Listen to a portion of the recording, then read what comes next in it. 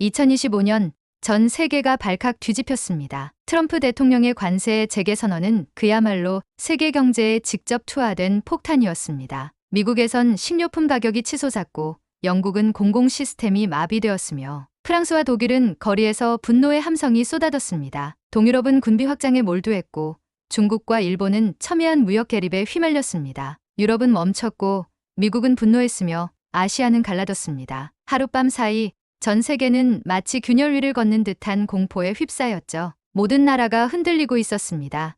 그런데 그 모든 혼란 속에서 단 하나의 나라만이 예외였습니다. 뉴스에도 잘 나오지 않았고 헤드라인에도 오르지 않았지만 그 나라는 조용했습니다. 그리고 이상하리만큼 단단했습니다. 세계가 혼돈에 빠졌을 때 누군가는 그 속에서 빛을 발견합니다. 저는 엘리자베스 워커. 지금부터 들려드릴 이야기는 제가 찾아낸 침묵 속의 강대국에 관한 것입니다. 유럽이 붕괴되고 미국이 등을 돌리고 중국이 흔들리던 그 순간에도 묵묵히 자신만의 길을 걸어온 나라가 있었습니다. 그들은 대단한 군사력이나 수준 높은 기술력을 자랑하지 않았죠. 그들은 세계 무대에서 목소리를 높이지도 않았습니다. 하지만 그들은 준비되어 있었어요. 위기를 기회로 바꾸는 DNA를 가진 민족이었으니까요. 한국이라는 나라가 제게 가르쳐준 것은 단순한 경제 전략이 아닙니다. 그것은 민족의 내구성, 회복력, 그리고 미래를 향한 끈질긴 의지였습니다. 여러분도 함께 이 여정에 동참하시겠어요? 세계가 주목하지 않았던 곳에서 발견한 미래의 청사진을 보여드리겠습니다.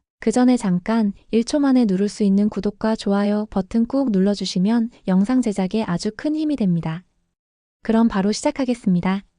도대체 어디서부터 모든 것이 잘못된 걸까요? 저는 런던의 사무실 창가에 서서 비 내리는 거리를 바라봤습니다. EU 위기 대응 센터의 선임 분석가로서 지난 5년간 유럽의 위기 상황을 분석해왔지만 이번만큼은 솔직히 막막했어요. 마치 모든 시스템이 한꺼번에 무너지는 것 같았죠. 트럼프 대통령의 재집권 이후 미국은 자국 우선주의를 더욱 강화했습니다. 유럽에 대한 무역 관세는 2배로 뛰었고 이는 이미 브렉시트로 흔들리던 유럽 경제에 치명타를 입혔어요. 독일 자동차 산업이 무너지기 시작했죠. 베를린에서 온 동료 마틴의 목소리가 아직도 귓가에 생생합니다. 엘리자베스, 폭스바겐이 공장 3곳을 폐쇄했어. 작년보다 생산량이 38% 감소했다고. 저는 차트와 그래프로 가득한 모니터를 바라봤습니다. 프랑스에서는 노란 조끼 시위가 다시 시작되었고 이번에는 폭력 수위가 훨씬 높아졌어요. 이탈리아는 정부 부채가 GDP의 180%를 넘어섰고 스페인은 청년 실업률이 50%를 돌파했죠.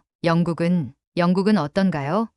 사무실 창밖으로 보이는 런던 거리에는 식료품점 앞에 긴 줄이 늘어서 있었습니다. 리즈, 회의 시간이야. 상사인 제임스가 제 어깨를 두드렸어요. 저는 힘없이 회의실로 향했습니다. 테이블 주변에는 지친 표정의 동료들이 앉아 있었죠. 누구도 해결책을 내놓지 못하는 회의가 또 시작되었습니다. 그렇다면 우리가 검토할 수 있는 새로운 접근법은 없나요? 회의실에 무거운 침묵이 흘렀어요. 제가 마침내 입을 열었습니다. 우리가 놓치고 있는 나라가 있을지도 모릅니다. 무슨 뜻이지? 제임스가 눈썹을 치켜 올렸습니다. 전 세계가 흔들리고 있지만 몇몇 국가들은 상대적으로 안정적이에요. 특히 한 나라가 제 눈에 띄었습니다. 한국이죠. 동료들의 시선이 저에게 집중됐습니다. 솔직히 말하면 저도 이 발언이 어디서 나왔는지 확신이 없었어요. 하지만 최근 들어 자주 접한 경제 지표와 뉴스 기사들이 머릿속에서 연결되기 시작했습니다. 한국은 전 세계적 위기 상황에서도 상대적으로 안정적인 경제 성장을 유지하고 있어요. 수출은 오히려 늘었고 실업률은 4% 아래로 유지되고 있죠. 인플레이션도 상대적으로 낮은 수준입니다. 그래서 무엇을 제안하는 거지? 제임스가 물었습니다. 저는 깊게 숨을 들이마시고 말했어요. 직접 가봐야 할 것 같습니다. 한국이 어떻게 이 위기를 헤쳐나가고 있는지, 우리가 배울 점은 무엇인지 말이죠. 그날 저녁 사무실로 돌아와 모니터에 띄운 한국 관련 자료들을 더 깊이 들여다봤습니다. 위기 시에도 차분하게 돌아가는 시스템, 높은 디지털화 수준, 그리고 무엇보다 시민들의 질서와 회복력이 눈에 띄었어요. 하늘이 무너져도 솟아날 구멍이 있다는 말이 있죠. 유럽이라는 하늘이 무너지는 이 순간, 그 구멍이 어쩌면 한국이라는 작은 나라에 있을지도 모른다는 생각이 들었습니다. 모두가 큰 나라만 바라볼 때 조용히 자신의 길을 걸어온 이 나라에 대해 더 알고 싶었어요. 제 책상 위에는 이미 인천행 항공권이 준비되어 있었습니다. 연차를 내신다고요?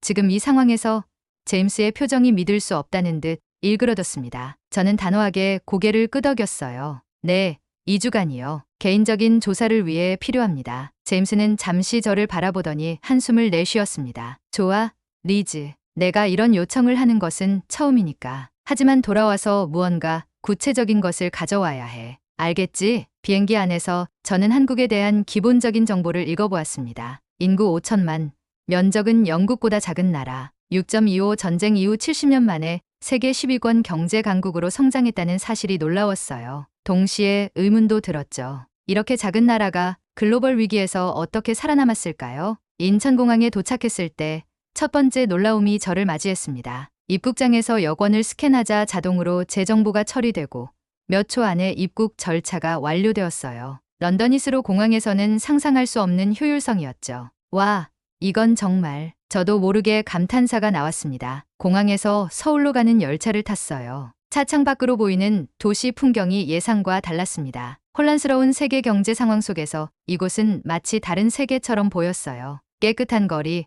질서 정연한 교통, 그리고 무엇보다 사람들의 표정에서 극도의 불안감을 찾아볼 수 없었습니다. 서울 중심가에 위치한 호텔에 체크인한 후 저는 곧바로 거리로 나왔습니다. 지하철을 타기 위해 역으로 향했어요. 지하철 시스템의 효율성은 또 다른 충격이었습니다. 정확한 시간에 도착하는 열차, 깨끗한 플랫폼, 그리고 모든 안내 정보가 한국어와 영어로 제공되었죠. 이런 질서가 어떻게 가능한 걸까? 저는 지하철 좌석에 앉아 생각했습니다. 런던의 지하철은 최근 몇 달간 파업과 지연으로 혼란스러웠어요. 파리의 메트로는 더 말할 것도 없었죠. 하지만 여기 서울의 지하철은 마치 세계의 혼란이 전혀 영향을 미치지 않은 것처럼 정확하게 운행되고 있었습니다. 명동이라는 번화가에 도착했을 때 저는 또 다른 놀라움을 경험했습니다. 상점들은 활기찼고 사람들은 쇼핑을 즐기고 있었어요. 유럽의 상점들이 줄줄이 문을 닫는 동안 이곳은 마치 경제 위기가 없는 것처럼 보였습니다. 저는 작은 카페에 들어가 커피를 주문했어요. 주문은 테이블에 있는 QR코드를 통해 디지털로 이루어졌습니다. 카드를 꺼내기도 전에 결제가 완료되었죠. 영국에서는 아직도 많은 가게들이 현금만 받는 경우가 있는데 말이에요. 어떻게 이런 발전이 가능했을까? 저는 창가에 앉아 거리를 바라보며 생각에 잠겼습니다. 외부에서 볼 때 한국은 그저 작은 아시아 국가 중 하나였어요. 하지만 직접 와서 보니 이 나라는 이미 많은 서구 국가들을 앞서가고 있었습니다. 그것도 조용히, 대단한 선전 없이 말이죠. 그날 저녁 호텔 방으로 돌아와 노트북을 펼쳤습니다. 첫날의 인상을 기록하면서 저는 이 여행이 단순한 관광이 아닌 깊은 탐구가 될 것임을 깨달았어요. 한국이 어떻게 세계적 위기 속에서도 안정을 유지하는지 그 비결을 찾아야 했습니다. 다음 날 아침 저는 한국의 경제연구소를 방문하기로 했어요. 그곳에서 한국의 위기 대응 전략을 조사하고 그들이 세계 혼란 속에서 어떻게 새로운 길을 찾았는지 알아보려 했습니다. 유럽의 붕괴가 진행되는 동안 저는 그 해결책을 찾기 위해 지구 반대편으로 왔습니다. 그리고 이제 막 그 답을 찾아가는 여정이 시작되었죠. 아침 일찍 일어나 한국경제연구원으로 향했습니다. 건물에 들어서자 조용하면서도 활기찬 분위기가 느껴졌어요. 현관에는 최근 한국 방산 수출 성과를 보여주는 차트가 전시되어 있었습니다. 78%. 저는 숫자를 보며 중얼거렸습니다. 전 세계 경제가 위축되는 상황에서 한국의 방산 수출은 78%나 증가했습니다. 이건 단순한 우연이 아니었어요. 약속 시간에 맞춰 연구원 김태준 박사와 만났습니다. 깔끔한 정장 차림의 40대 중반 남성이었죠. 워커 씨, 먼 길을 오셨네요. 한국에 관심을 가져주셔서 감사합니다. 제가 감사드려야죠. 한국의 위기 대응 전략에 대해 배우고 싶습니다. 김 박사는 미소를 지으며 회의실로 저를 안내했어요. 한국의 위기 대응은 우리 역사와 깊은 관련이 있습니다. 특히 1997년 IMF 외환위기가 중요한 전환점이었죠. 저는 호기심을 느끼며 물었습니다. 어떤 면에서요? 그 위기는 우리에게 큰 충격이었습니다. 하루아침에 많은 기업이 무너지고 수많은 사람들이 일자리를 잃었죠. 하지만 그 경험이 우리에게 준비하라는 경고였습니다. 회의실 벽에는 한국의 경제 성장 곡선이 그려져 있었어요. IMF 위기 이후 잠시 급격히 떨어졌다가 이후 꾸준히 상승하는 그래프였습니다. 그래서 다음 위기가 왔을 때 우리는 준비되어 있었어요. 2008년 글로벌 금융위기, 2020년 코로나19, 그리고 지금의 글로벌 경제 위기까지요. 김 박사는 자료를 보여주며 설명했습니다. 한국은 위기마다 리스크 관리 시스템을 강화했고 디지털 전환을 가속화했으며 수출 시장을 다변화했다고 하더군요. 특히 인상적이었던 것은 포스트 차이나 전략이었습니다. 중국 의존도를 낮추기 위해 이미 수년 전부터 준비해온 계획이었죠. 우리는 항상 다음 위기를 예상합니다. 그리고 그 위기가 오기 전에 대비하죠. 이어서 김 박사는 저를 IMF 세대 인터뷰 프로젝트에 참여하도록 초대했어요. 그날 오후 저는 IMF 위기 당시 직장을 잃었던 사람들을 만났습니다. 특히 기억에 남는 것은 정밀한 씨와의 대화였어요. 60대 초반의 정밀한 씨는 당시 30대 중반의 은행원이었다고 합니다. 위기로 인해 갑자기 해고되었고 두 아이를 키우는 싱글맘으로서 극도의 어려움을 겪었다고 하더군요. 그때는 정말 절망적이었어요. 정밀한 씨의 목소리가 떨렸습니다. 하지만 그 경험이 저와 제 아이들에게 중요한 교훈을 주었습니다. 언제든 위기는 올 수 있다는 것, 그리고 그때를 대비해야 한다는 것을요. 저는 그녀의 이야기를 들으며 깊은 감동을 느꼈습니다. 개인의 고통이 어떻게 국가적 회복력으로 이어졌는지를 보여주는 생생한 증언이었으니까요. 미란 씨는 지금 어떻게 지내고 계신가요? 저는 궁금해서 물었습니다. 그녀는 미소를 지었어요. 큰 아이는 의사가 되었고 작은 아이는 IT 회사를 창업했습니다. 저는 지금 자원봉사를 하며 지내고 있어요. 위기를 겪은 사람들을 돕는 일이죠. 그녀의 눈에 눈물이 고였습니다. 저도 모르게 제 눈시울도 뜨거워졌어요. 그것은 단순한 슬픔의 눈물이 아니었습니다. 회복과 성장의 눈물이었죠. 그날 저녁 호텔로 돌아오는 길에 저는 깊은 생각에 잠겼습니다. 한국인들이 위기를 대하는 태도는 유럽과 확연히 달랐어요. 유럽에서는 위기가 오면 누군가를 비난하는 데 집중했습니다. 정부를 탓하고 시스템을 탓하고 때로는 서로를 탓하죠. 하지만 한국인들은 위기 자체보다 그 다음을 생각하는 것 같았습니다. 노트북을 열고 오늘의 인터뷰 내용을 정리하면서 저는 한국의 진정한 힘이 무엇인지 깨닫기 시작했습니다. 그것은 화려한 기술이나 경제 지표가 아니었어요. 위기를 경험하고 그것을 교훈으로 삼는 민족적 내구성, 바로 그것이었습니다. 제임스에게 이메일을 보냈습니다. 중요한 것을 발견했어요. 한국은 위기를 두려워하지 않는 나라입니다. 그들은 위기를 기회로 바꾸는 법을 알고 있어요. 그리고 내일은 한국 기업들이 어떻게 포스트 차이나 시대를 준비했는지 알아보기로 했습니다. 아침 일찍 삼성전자 본사로 향했습니다. 거대한 유리 건물이 서울의 햇빛을 반사하며 빛나고 있었어요. 로비에 들어서자 세계 각국의 플래그가 걸려 있었습니다. 미국, 유럽 국가들뿐만 아니라 베트남, 인도, 멕시코, 그리고 중동 국가들의 국기도 눈에 띄었어요. 저를 맞이한 이준호 부장은 친절하게 손을 내밀었습니다. 워커 씨, 환영합니다. 오늘 투어를 통해 많은 것을 보여드리겠습니다. 이 부장은 삼성의 글로벌 전략에 대해 설명해 주었어요. 특히 인상적이었던 것은 포스트 차이나 전략이었습니다. 우리는 5년 전부터 중국 의존도를 낮추기 위한 계획을 실행해 왔습니다. 베트남, 인도, 멕시코의 생산기지를 확대했고 중동과 아프리카, 남미의 새로운 시장을 개척했죠. 왜 그렇게 일찍 준비하셨나요? 저는 호기심을 느끼며 물었습니다. 이 부장은 잠시 생각하더니 대답했어요. 한국은 지정학적으로 늘 위험한 위치에 있었습니다. 우리는 항상 최악의 상황을 대비합니다. 중국의 영향력이 커지면서 언젠가 리스크가 올 것이라고 예상했죠. 회의실에서 보여준 차트는 놀라웠습니다. 5년 전 삼성의 중국 생산 비중은 60%였지만 현재는 25% 미만으로 감소했더군요. 대신 베트남, 인도, 멕시코의 비중이 크게 늘었습니다. 그래서 최근 글로벌 공급망 위기에도 우리는 상대적으로 안정적인 생산을 유지할 수 있었습니다. 이 부장의 말에 깊이 공감했습니다. 오후에는 현대자동차 연구소를 방문했어요. 그곳에서도 비슷한 전략을 확인할 수 있었습니다. 현대자동차는 일찍이 수소차와 전기차에 투자해왔고 미국과 유럽의 환경 규제 강화를 기회로 삼았다고 하더군요. 위기가 오면 다른 기업들은 투자를 줄이지만 우리는 오히려 늘립니다. 김민우 연구소장이 자신감 있게 말했습니다. 그것이 위기 후에 더 강해지는 비결이죠. 연구소 투어를 마치고 나오면서 저는 한 가지 패턴을 발견했습니다. 한국 기업들은 위기를 두려워하기보다는 그것을 기회로 보는 시각이 있었어요. 그리고 무엇보다 중요한 것은 준비였습니다. 한국은 이미 떠나 있었다. 저는 택시를 기다리며 중얼거렸습니다. 다른 나라들이 중국 의존도를 낮추기 위해 허둥대기 시작했을 때 한국은 이미 그 다음 단계로 나아가고 있었던 거죠. 저녁에는 특별한 장소를 방문했습니다. 서울 중심가에 위치한 코리아 플라자라는 곳이었어요. 이곳은 한국 문화와 제품을 세계에 알리는 복합 문화 공간이었습니다. 놀라운 점은 이곳에서 한국의 경제 전략과 문화 외교가 어떻게 결합되어 있는지를 볼 수 있었다는 거예요. 1층에는 한국 식품 전시관이 있었고 2층에는 K-팝과 한국 드라마를 소개하는 공간이, 3층에는 한국어 교육센터인 세종학당이 있었습니다. 한류는 단순한 문화 현상이 아닙니다. 그것은 우리의 경제 전략과 긴밀히 연결되어 있어요. 안내를 맡은 박지영 씨가 설명했습니다. 그녀의 말에 따르면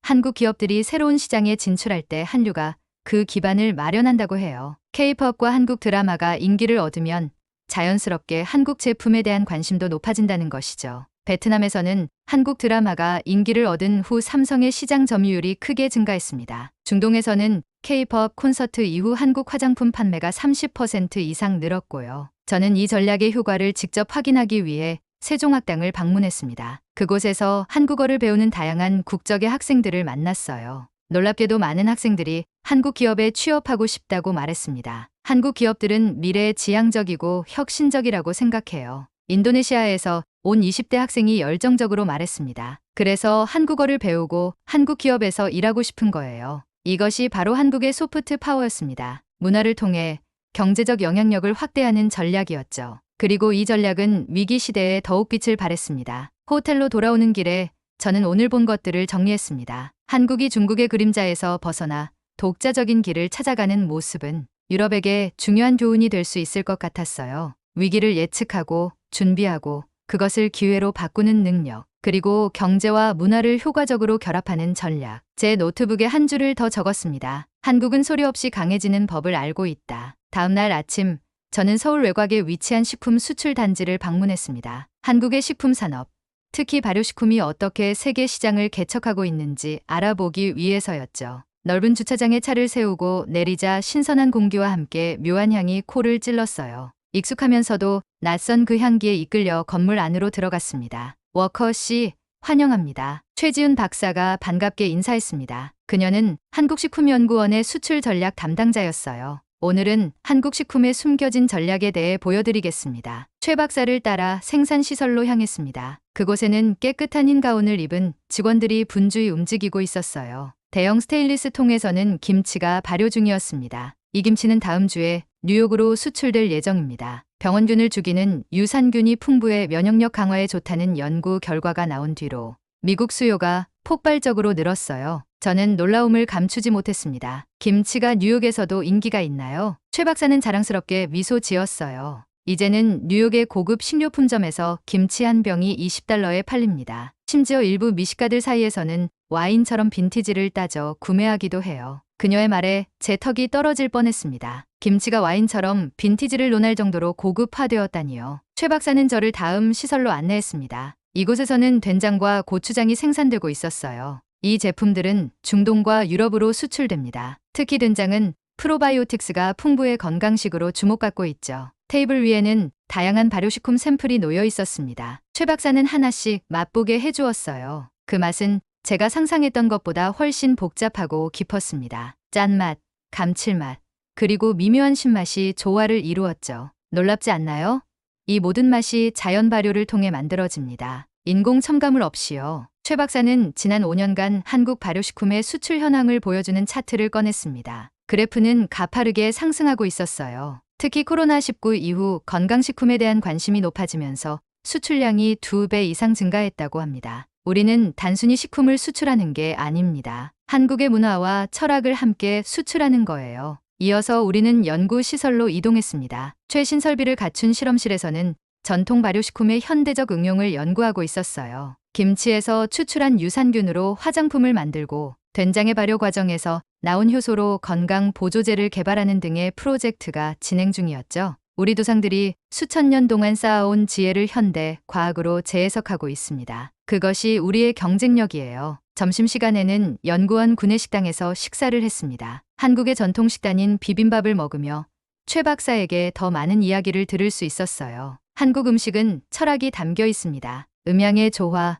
오행의 원리가 모든 요리에 적용되죠. 이것이 단순한 식품이 아닌 문화 콘텐츠로 발전할 수 있는 이유입니다. 오후에는 한 스타트업을 방문했습니다. 발효랩이라는 이름의 이 회사는 전통 발효 기술을 현대적으로 재해석한 제품을 개발하고 있었어요. 20대와 30대 초반의 젊은 연구원들이 대부분이었습니다. 저희는 전통을 단순히 보존하는 것이 아니라 전략적 자산으로 활용합니다. 김도현 대표가 자신감 있게 말했어요. 30대 중반으로 보이는 그는 MIT 생명공학과를 졸업하고 실리콘밸리에서 근무한 경력이 있다고 합니다. 예를 들어 이 제품을 보세요. 그는 작은 캡슐을 보여주었습니다. 김치에서 추출한 유산균을 캡슐화한 것인데 미국과 유럽의 프리미엄 마켓에서 높은 가격에 팔리고 있어요. 단순한 보존식품이었던 김치가 이제는 고부가 가치 건강기능식품으로 진화한 거죠. 김 대표는 스마트폰을 꺼내 앱을 보여주었습니다. 이 앱은 사용자의 건강 상태와 취향에 맞는 발효식품을 추천해주는 서비스였어요. 식품도 이제는 데이터와 결합됩니다. 우리는 전통 지식과 최신 기술을 융합하는 데 집중하고 있어요. 그날 저녁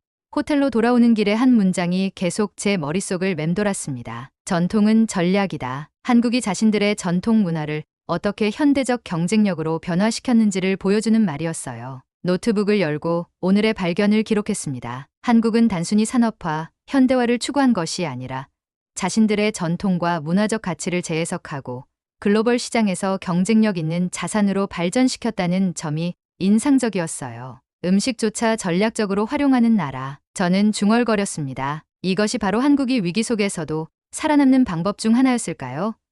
자신들만의 고유한 가치를 포기하지 않으면서도 그것을 세계화하는 지혜가 있었던 거죠. 내일은 한국어와 문화의 세계화 전략인 세종학당을 더 자세히 살펴보기로 했습니다. 식품, 그리고 이제는 언어. 한국이 소프트 파워를 어떻게 구축해왔는지 더 깊이 이해하고 싶었어요. 아침 일찍 일어나 세종학당 재단본부로 향했습니다. 이곳은 한국어와 한국 문화를 세계에 알리는 중심 기관이었어요. 광화문 근처의 현대적인 건물에 위치해 있었습니다. 워커 씨, 잘 오셨습니다. 박선미 세종학당재단 교류협력팀장이 친절하게 맞이해 주었어요. 오늘은 한글이 어떻게 세계와 소통하는 다리가 되고 있는지 보여드리겠습니다. 회의실에 들어서자 세계 지도가 벽에 걸려 있었습니다. 지도 위에는 작은 빨간 점들이 수십 개 찍혀 있었어요. 현재 85개국 234개소의 세종학당이 운영 중입니다. 5년 전보다 약 40% 증가한 숫자죠. 저는 놀라움을 감추지 못했습니다. 이렇게 많은 나라에서 한국어를 배우고 있다니 놀랍네요. 특히 어떤 지역에서 관심이 높은가요? 박 팀장은 지도를 가리키며 설명했어요. 전통적으로는 아시아 지역이 많았지만 최근에는 중남미와 아프리카, 중동 지역에서 급격히 늘고 있습니다. 특히 한류의 영향이 큰 지역이죠. 회의실에 마련된 대형 스크린을 통해 전 세계 세종학당의 수업 장면을 생중계로 볼 수 있었습니다. 멕시코에서는 20대 젊은이들이 한국 드라마 대사를 따라 읽고 있었고 케냐에서는 초등학생들이 한글 자음과 모음을 배우고 있었어요. 인도에서는 한국 기업 취업을 준비하는 대학생들이 비즈니스 한국어를 공부하고 있었습니다. 이 모든 수업이 지금 실시간으로 진행 중인가요? 저는 감탄하며 물었습니다. 네. 세계 각국의 학당이 시차에 맞춰 운영되고 있어요. 지금은 아시아와 유럽, 아프리카에서 수업이 활발하게 진행 중입니다. 박 팀장은 세종학당의 디지털 플랫폼도 소개해 주었어요. 코로나19 이후 온라인 교육을 강화했다고 합니다. 앱을 통해 언제 어디서나 한국어를 배울 수 있는 시스템이 구축되어 있었죠. 작년에만 온라인 플랫폼 사용자가 200만 명을 넘었습니다. 영어권뿐만 아니라 스페인어, 아랍어, 러시아어 등 13개 언어로 서비스를 제공하고 있어요. 이어서 우리는 실제 수업이 이루어지는 교실로 이동했습니다. 이곳에서는 한국에 거주하는 외국인들을 위한 특별 프로그램이 진행 중이었어요. 다양한 국적의 학생들이 열심히 한글을 배우고 있었습니다. 수업이 끝난 후 몇몇 학생들과 이야기할 기회가 있었어요. 특히 기억에 남는 것은 몽골에서 온 바트라는 20대 학생이었습니다. 한국어를 배우는 이유가 뭔가요? 제가 물었습니다. 한국은 희망의 모델이에요. 바트의 대답은 단순하면서도 강렬했습니다. 몽골과 한국은 비슷한 역사적 경험이 있어요. 강대국 사이에서 생존해야 했죠. 하지만 한국은 그 상황에서 세계적인 경제 강국이 되었어요. 저도 한국처럼 우리나라를 발전시키는데 기여하고 싶습니다. 케냐에서 온 아키나라는 여학생도 비슷한 생각을 가지고 있었어요. 아프리카에서 우리는 항상 서구 모델만 보았어요. 하지만 한국은 우리에게 새로운 가능성을 보여줍니다. 식민지 경험에서 벗어나 짧은 시간에 선진국이 된 나라죠. 저는 한국의 발전 경험을 배워 케냐에 적용하고 싶어요. 이들의 말에서 저는 한국이 지닌 또 다른 힘을 발견할 수 있었습니다. 한국은 단순히 경제적 성공 스토리가 아니라 많은 개발도상국들에게 희망의 상징이 되어 있었던 거예요. 그리고 한글은 그 희망을 전달하는 매개체였습니다. 점심 식사 후 박 팀장은 저를 특별한 공간으로 안내했어요. 세종의 방이라 불리는 이곳에는 한글 창제 관련 자료들이 전시되어 있었습니다. 한글은 세계에서 유일하게 창제자와 창제 목적,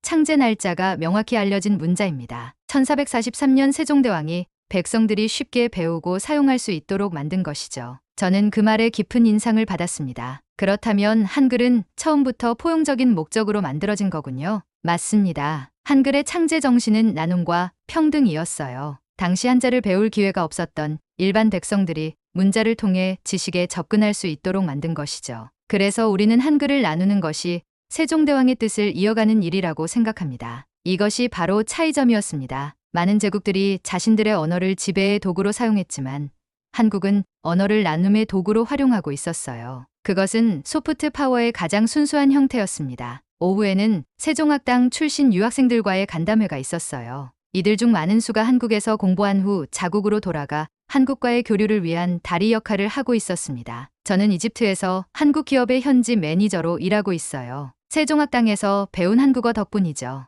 이집트에서 온 파리드라는 30대 남성이 말했습니다. 브라질에서 온 마리아는 한국 화장품 회사의 남미 마케팅을 담당하고 있다고 했어요. 한국 문화를 이해하는 것이 비즈니스에 큰 도움이 됩니다. 단순히 언어만 배운 게 아니니까요. 그들의 이야기를 들으며 저는 한국이 만들어가는 글로벌 네트워크의 힘을 실감했습니다. 이것은 단순한 문화 교류가 아니라 장기적인 국가 브랜딩 전략이었어요. 그리고 그 중심에는 한글이 있었습니다. 그날 저녁 호텔로 돌아오며 저는 깊은 생각에 잠겼습니다. 언어는 국가의 소프트 파워를 구축하는데 얼마나 중요한 역할을 하는지, 그리고 한국이 그것을 얼마나 효과적으로 활용하고 있는지를 실감했어요. 노트북을 열고 오늘의 발견을 기록했습니다. 세계 곳곳에서 희망의 언어로 자리 잡은 한글, 그리고 이것이 위기 시대에 한국이 가진 또 하나의 강점이라고 적었어요. 언어를 통해 형성된 글로벌 네트워크는 어떤 경제적 위기 속에서도 한국이 새로운 기회를 찾을 수 있는 기반이 될 테니까요. 내일은 한국의 행정 시스템, 특히 위기관리 체계를 살펴보기 위해 세종시로 향할 예정입니다. 한국의 내구성이 어디서 오는지 그 시스템적 기반을 이해하고 싶었어요. 이른 아침 저는 KTX 고속열차를 타고 세종시로 향했습니다. 한국의 행정중심 복합도시인 이곳은 서울에서 약 2시간 거리에 있었어요. 창밖으로 빠르게 지나가는 풍경을 바라보며 저는 오늘 방문의 중요성을 곱씹었습니다. 세종시에 도착하자마자 그 독특한 분위기가 느껴졌어요. 계획된 도시 특유의 정돈된 모습, 그러나 새로움과 역동성이 공존하는 곳이었습니다. 워커씨, 환영합니다. 정태영 행정안전부 국제협력과장이 역에서 저를 맞이했어요. 오늘은 한국 행정 시스템의 핵심을 보여드리겠습니다. 우리는 먼저 정부종합청사로 향했습니다. 이곳은 여러 중앙 부처들이 모여있는 거대한 복합 건물이었어요. 로비에 들어서자 대형 디지털 현황판이 눈에 들어왔습니다. 실시간으로 국내외 상황이 모니터링되고 있었죠. 이것은 우리의 디지털 상황실입니다. 24시간 국내외 주요 상황을 실시간으로 모니터링하고 필요시 즉각적인 대응이 가능하도록 구축된 시스템이에요. 화면에는 세계 각국의 정치, 경제, 사회 이슈들이 빠르게 업데이트되고 있었습니다. 특히 눈에 띄는 것은 위기경보 시스템이었어요. 5단계로 구분된 경보가 분야별로 표시되어 있었습니다. 현재 경제 분야는 주의 단계, 보건 분야는 관심 단계에 있어요. 이런 시스템 덕분에 우리는 위기가 고조되기 전에 미리 대응할 수 있습니다. 이어서 우리는 디지털 정보 운영센터로 이동했습니다. 이곳에서는 모든 정보 서비스가 디지털로 통합 관리되고 있었어요. 한국의 행정 서비스는 99.9% 온라인으로 제공됩니다. 시민들은 거의 모든 행정 업무를 스마트폰 하나로 처리할 수 있죠. 정 과장은 시연을 위해 자신의 스마트폰을 꺼냈습니다. 몇 번의 터치만으로 부동산 등기부터 세금 납부, 각종 증명서 발급까지 모든 것이 가능했어요. 이런 시스템이 위기 상황에서 큰 힘을 발휘합니다. 코로나19 당시 우리는 디지털 행정 시스템을 통해 지원금을 신속하게 지급하고 마스크 구매를 효율적으로 관리할 수 있었죠. 저는 이 시스템의 효율성에 감탄했습니다. 비슷한 시기에 영국에서는 지원금 지급에 몇 달이 걸렸고 수많은 오류가 발생했었죠. 하지만 한국은 며칠 만에 대부분의 국민에게 지원금을 지급했다는 사실이 더욱 놀라웠어요. 오후에는 한국위기관리연구소를 방문했습니다. 김정은 소장이 저를 맞이했어요. 한국은 위기를 공부하는 나라입니다. 김 소장의 첫마디가 깊은 인상을 남겼습니다. 우리는 항상 다음 위기가 무엇일지 연구하고 준비합니다. 연구소 내부에는 다양한 위기 시나리오가 벽에 붙어 있었어요. 경제 위기, 안보 위기, 자연재해, 전염병 등 다양한 상황에 대한 대응 매뉴얼이 정교하게 준비되어 있었습니다. 이 모든 시나리오를 실제로 사용하나요? 저는 호기심을 참지 못하고 물었습니다. 물론입니다. 우리는 정기적으로 모의 훈련을 실시합니다. 가상의 위기 상황을 설정하고 모든 관련 기관이 실시간으로 대응하는 훈련이죠. 이를 통해 매뉴얼을 지속적으로 개선합니다. 김 소장은 한국의 위기관리 체계가 발전해온 역사적 배경을 설명해 주었어요. 한국은 항상 위기 속에서 살아왔습니다. 한국전쟁, 군사독재, 97년 외환위기, 글로벌 금융위기. 이런 경험들이 우리의 DNA에 새겨졌어요. 위기는 늘 올 수 있다는 것, 그리고 그것을 이겨내야만 한다는 것을요. 특히 인상적이었던 것은 민간과 공공의 협력 체계였습니다. 위기 상황에서 기업, 시민단체, 정부가 어떻게 유기적으로 협력하는지에 대한 시스템이 구축되어 있었어요. 예를 들어 코로나19 초기에 마스크가 부족했을 때 정부는 민간 기업의 생산량 확대를 요청했고, 물류 기업들은 배송을 돕고 IT 기업들은 마스크 재고 확인 앱을 개발했습니다. 이 모든 것이 며칠 만에 이루어졌죠. 저는 이 이야기를 들으며 유럽의 상황과 비교했습니다. 위기 상황에서 유럽 국가들은 종종 각자 도생하는 모습을 보였어요. EU라는 큰 틀이 있음에도 불구하고 실제 위기 대응은 개별 국가 단위로 이루어졌죠. 그 결과 혼란과 비효율이 발생했습니다. 연구 방문을 마친 후 저는 정 과장과 함께 저녁 식사를 했습니다. 한국식 바비큐 레스토랑에서 소고기를 구워 먹으며 더 깊은 대화를 나눌 수 있었어요. 한국의 시스템이 이렇게 효율적인 이유가 무엇이라고 생각하세요?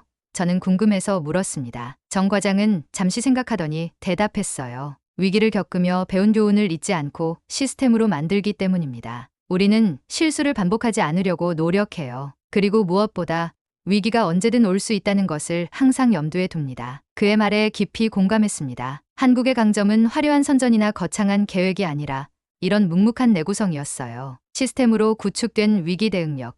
그것이 한국이 세계적 혼란 속에서도 안정을 유지할 수 있는 비결이었습니다. 세종시에서 서울로 돌아오는 KTX 안에서 저는 오늘 본 것들을 정리했습니다. 한국의 행정 시스템, 디지털 정부, 위기 관리 체계. 이 모든 것이 유기적으로 작동하며 국가의 내구성을 만들어내고 있었어요. 노트북을 열고 새로운 제목을 적었습니다. 위기를 제도화한 사회 한국의 시스템적 회복력. 내일은 이 여행의 마지막 날입니다. 모든 자료를 정리하고 런던으로 돌아가 최종 보고서를 작성해야 했어요. 그 보고서가 유럽의 앞날에 어떤 영향을 미칠지 생각하니 가슴이 벅차올랐습니다. 런던으로 돌아온 첫날, 사무실에 들어서자 동료들의 시선이 저에게 쏠렸습니다. 2주간의 부재 동안 유럽의 상황은 더욱 악화되어 있었어요. 이탈리아에서는 새로운 정부 위기가 발생했고, 프랑스에서는 시위가 더욱 격화되었다고 하더군요. 리즈, 한국에서 뭘 발견했어? 제임스가 커피를 들고 제 책상으로 다가왔습니다. 저는 깊게 숨을 들이마시고 말했어요. 생각보다 훨씬 많은 것을 발견했어요. 처음에 계획했던 것과는 완전히 다른 보고서를 쓰게 될 것 같습니다. 어떤 의미지? 제임스의 표정이 진지해졌습니다. 제가 원래 한국에 가려고 했던 이유는 그들의 문제점을 분석하기 위해서였어요. 그들도 분명 위기를 겪고 있을 거라고 생각했거든요. 하지만 그들은 위기를 다루는 방식 자체가 달랐습니다. 위기를 예측하고 준비하고 시스템으로 만드는 거예요. 그들은 위기를 두려워하지 않았어요. 제임스는 의아한 표정을 지었습니다. 그게 우리에게 어떤 도움이 되지? 바로 그겁니다. 우리는 항상 위기가 오면 놀라고 당황하고 비난할 대상을 찾아요. 하지만 한국은 위기를 일상의 일부로 받아들이고 그것을 관리하는 시스템을 만들었어요. 우리가 배워야 할 것은 바로 그 접근 방식입니다. 그날부터 저는 보고서 작성에 몰두했습니다. 처음에 생각했던 제목 아시아의 취약한 고리 한국의 위기는 완전히 폐기했어요. 대신 새로운 제목을 정했습니다. Prepared, Not Loud Lessons from Korea 준비된. 그러나 요란하지 않은 한국에서 배우는 교훈. 보고서를 작성하는 동안 예상치 못한 일이 발생했습니다. CNN과 BBC에서 한국의 위기 대응 시스템에 관한 특집 보도를 시작한 거예요. 특히 한국의 디지털 정보 시스템과 위기 관리 체계가 주목받고 있었습니다. 리즈, 내 이름이 BBC에서 언급됐어. 동료 사라가 흥분해서 알려주었어요. 한국의 시스템을 연구 중인 유럽의 전문가로 내가 소개됐어. 저는 당황스러웠습니다. 제 연구가 어떻게 알려진 건지 의아했어요. 나중에 알게 된 사실이지만 제가 한국에서 만났던 몇몇 관계자들이 저의 방문과 연구에 대해 언급했고 그것이 언론의 관심을 끌게 된 것이었죠. 보고서 작성을 마무리하는 마지막 날, 저는 한국에서 만났던 정미란 씨를 떠올렸습니다. IMF 위기 당시 직장을 잃고도 두 아이를 훌륭하게 키워낸 그녀의 이야기가 제 마음에 깊은 인상을 남겼어요. 위기는 반드시 옵니다. 하지만 준비된 자에게만 기회가 됩니다. 정미란 씨의 말이 귓가에 울렸습니다. 저는 그 문장을 보고서의 결론 부분에 인용했어요. 그리고 마지막 문단을 이렇게 마무리했습니다. 유럽이 현재의 위기에서 배워야 할 것은 가장 큰 목소리를 내는 국가가 아니라 가장 조용히 준비하는 국가의 지혜입니다. 한국은 그 소리 없는 지혜의 보고바오쿠입니다. 그들은 위기를 두려워하지 않고 오히려 그것을 성장의 기회로 만드는 법을 알고 있습니다. 유럽의 미래를 위해 우리는 이제 한국으로부터 배워야 할 때입니다. 보고서를 제출하는 날, 제임스가 저를 자신의 사무실로 불렀습니다. 리즈, EU 위기 대응 특별위원회에서 내 보고서에 관심을 보이고 있어. 브뤼셀에서 발표회를 열고 싶다고 하더군. 저는 놀라움을 감추지 못했어요. 정말인가요? 그래. 내 보고서가 유럽의 위기 대응 전략에 새로운 관점을 제시할 수 있을 거라고 생각하나 봐. 저는 잠시 창밖을 바라보았습니다. 런던의 하늘은 여전히 흐렸지만 제 마음속에는 이상하게도 밝은 빛이 비치고 있었어요. 알겠습니다. 브뤼셀에서 발표할 준비를 하겠어요. 사무실을 나오는 길에 저는 한국에서 만났던 세종학당의 역사 강사 김준혁 씨에게 이메일을 보내기로 했습니다. 그와 나눴던 대화가 종종 생각났어요. 특히 한국 역사에서 위기가 어떻게 성장의 기회로 바뀌었는지에 대한 그의 통찰력 있는 설명들이 도움이 되었죠. 김 선생님, 좋은 소식이 있습니다. 제 보고서가 EU 특별위원회에서 발표될 예정이에요. 선생님의 도움이 없었다면 불가능했을 일입니다. 혹시 런던이나 브뤼셀에 오실 계획이 있으신가요? 만나서 감사 인사를 전하고 싶습니다. 이메일을 보내고 나서 저는 제 책상 위에 있는 사진 한 장을 바라보았습니다. 한국 방문 마지막 날, 세종학당 앞에서 김준혁 씨와 함께 찍은 사진이었어요. 그의 따뜻한 미소가 제게 묘한 감정을 불러일으켰습니다. 다음 날 아침, 김준혁 씨의 답장이 왔습니다. 좋은 소식 감사합니다. 다음 달에 영국 옥스퍼드 대학교에서 강연이 있어 런던에 들를 예정입니다. 꼭 만나 뵙고 싶네요. 저는 미소를 지으며 그의 메일에 답장했어요. 이상하게도 가슴이 설레는 느낌이었습니다. 일주일 후 저는 브뤼셀에 있는 EU 본부에서 제 보고서를 발표했습니다. 발표장은 예상보다 훨씬 많은 사람들로 가득 찼어요. 여러 나라의 정책 담당자들, 경제 전문가들, 그리고 언론인들이 모여 있었습니다. 오늘 저는 위기의 시대에 우리가 주목해야 할 나라에 대해 이야기하고자 합니다. 저는 떨리는 목소리로 발표를 시작했어요. 그 나라는 가장 크게 외치는 나라가 아니라 가장 조용히 준비하는 나라입니다. 바로 한국입니다. 발표가 끝난 후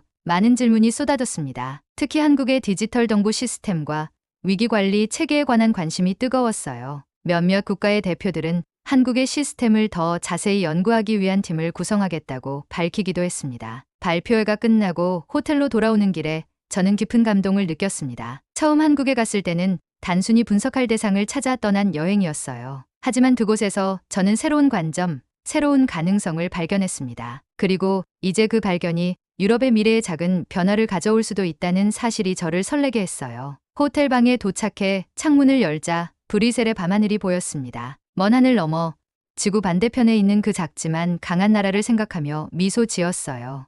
한국, 침묵 속의 설계자. 저는 중얼거렸습니다. 그리고 내일은 런던으로 돌아가 김준혁 씨와의 만남을 준비해야겠다고 생각했습니다. 어쩌면 우리의 이야기는 이제 막 시작되는 것인지도 모르겠네요.